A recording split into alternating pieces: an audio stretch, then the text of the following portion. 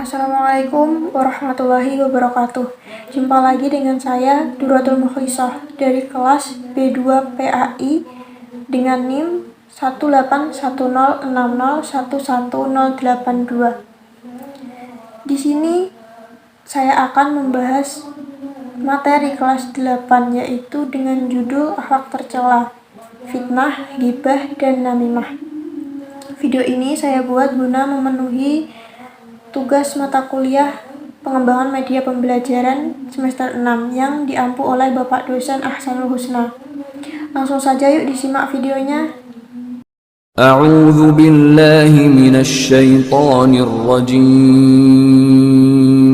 Bismillahirrahmanirrahim.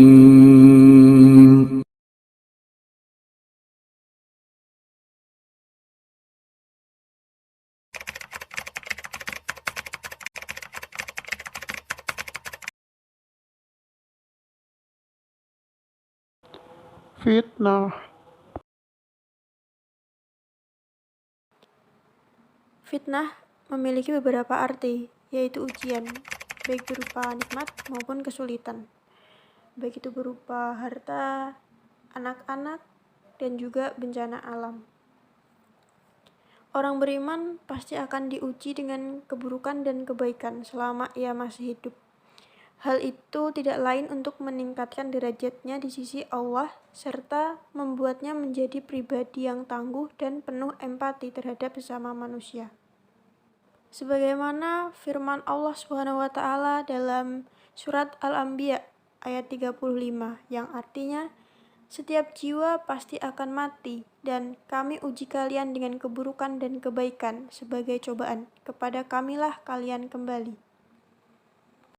Kullu nafsin dha'iqatul maut wa nabluukum bisyarri wal khairi fitnatan wa ilaina turja'un.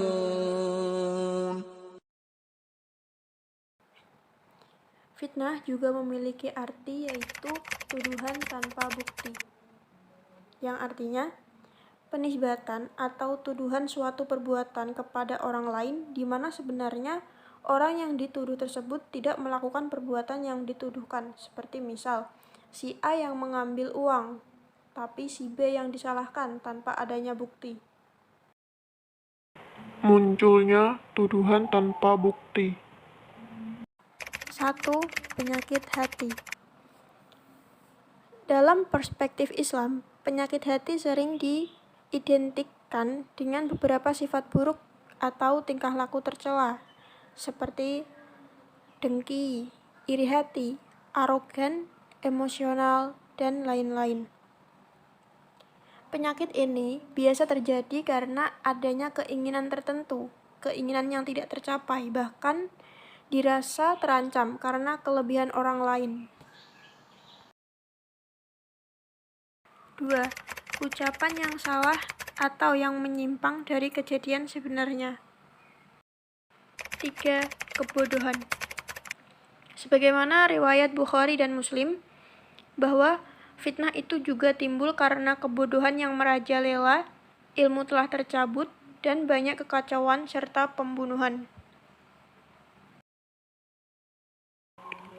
Upaya pencegahan fitnah.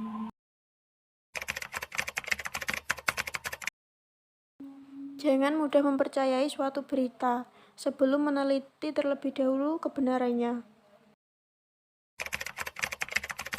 Memberi nasihat kepada pelaku bahwa penyebar fitnah itu termasuk dosa besar dan perbuatan yang dibenci Allah SWT. Di samping itu juga akan mendatangkan bencana baik bagi pelaku maupun korbannya. Jangan mudah menyiarkan berita yang belum diketahui kebenarannya. Dan jika dilakukan, maka kita pun termasuk bagian dari pelaku fitnah. Yang terakhir, jangan berprasangka buruk kepada korban fitnah. Ghibah. Ghibah adalah salah satu perbuatan yang dilarang oleh Allah SWT, dan termasuk dalam perbuatan dosa besar. Bahkan, meskipun yang dibicarakan itu sesuai kenyataan, ghibah tetaplah perbuatan yang zalim. Berikut adalah salah satu contoh ghibah yang sering terjadi di masyarakat. Aku ki dadi kelingan to.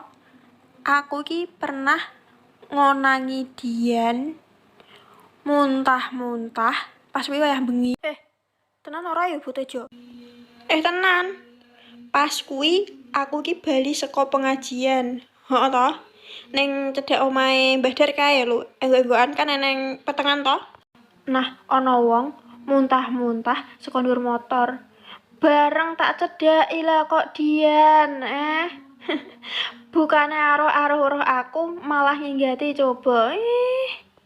Kuwi ki nak ra mergo muntah meteng ngopo kok ndandak nginggati aku coba. Bener lho kuwi. Ora kuwi. Wis konangan kuwi jawane. Bu Tejo. Apa? Emange muntah-muntah ki ya mergo meteng apa piye? Lah, iki buktine.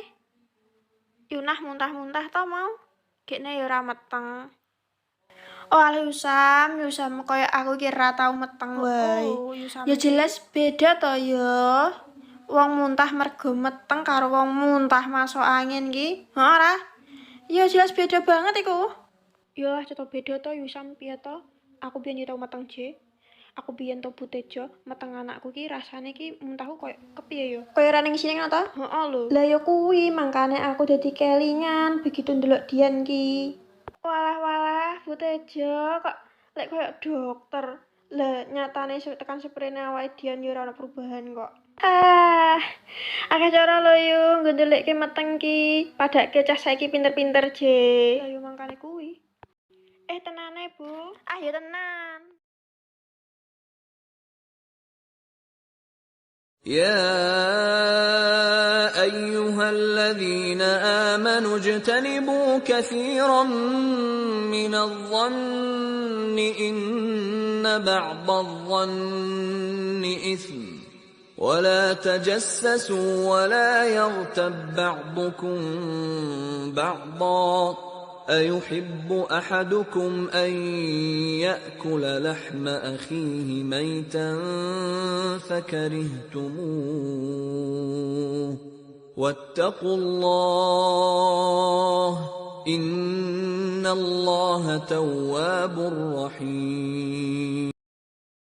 Dari surat Al-Hujurat ayat 12 telah dijelaskan hukuman untuk orang yang suka menggunjing sesama lain. Walaupun begitu, manusia tetap suka gosip, meskipun tahu bahwa ghibah atau gosip bukanlah perilaku yang patut dipuji dan mungkin malah merugikan orang lain.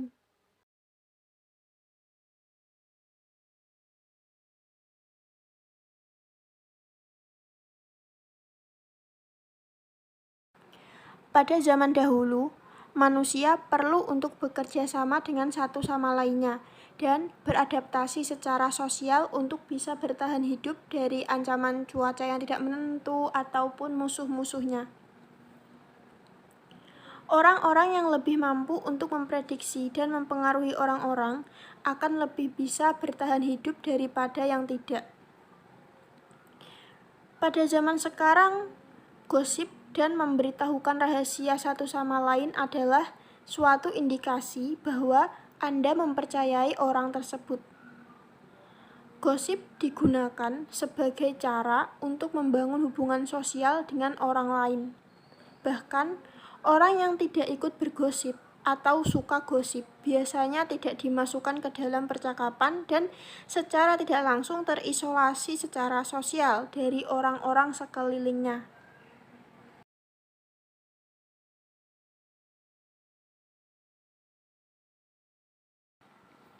Namimah atau adu domba adalah perbuatan bukan domba yang itu, maksudnya yaitu perbuatan menyebarluaskan berita yang tidak benar agar antar individu tidak saling menyukai satu sama lain sehingga menimbulkan permusuhan. Singkatnya, namimah atau adu domba adalah kegiatan memprovokasi atau menghasut seseorang. ولا تطع كل حلاف مهين هماز مشاء بنميم. Adu domba atau namimah itu sangat bahaya ya jika terus-menerus dilakukan dalam kehidupan sosial. Bahaya yang bisa ditimbulkan itu diantaranya muncul rasa saling curiga sesama manusia, jatuhnya nama baik dan martabat seseorang, serta timbulnya ketidakharmonisan. Begitu. Alhamdulillah, akhirnya terselesaikan juga tugas dari mata kuliah ini.